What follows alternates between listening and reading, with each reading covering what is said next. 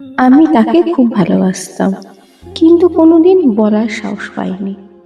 সে হাসতো, আমিও তাকিয়ে থাকতাম।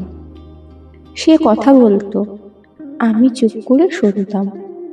আমার ভালোবাসা ছিল নীরব, আর নীরব ভালোবাসা কেউ বোঝে না।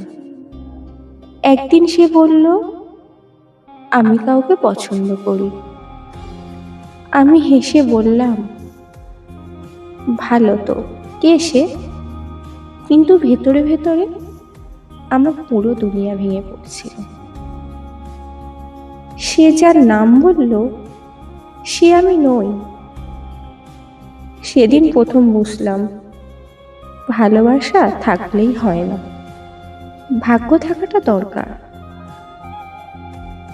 রাতে আমি তাকে মেসেজ লিখলাম, আমি তোমাকে ভালোবাসি, কিন্তু সেন্ড করলাম না, কারণ ভয় লাগছিল যদি বন্ধুত্বটাও হারিয়ে যায়। পরদিন শুনলাম সে অ্যাক্সিডেন্ট করেছে, আর কোনোদিন অনলাইনে আসেনি।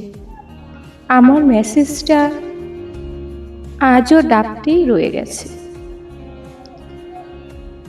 কিছু ভালোবাসা বলতে নেই, শুধু বয়ে বেড়াতে হয় সারা জীবন।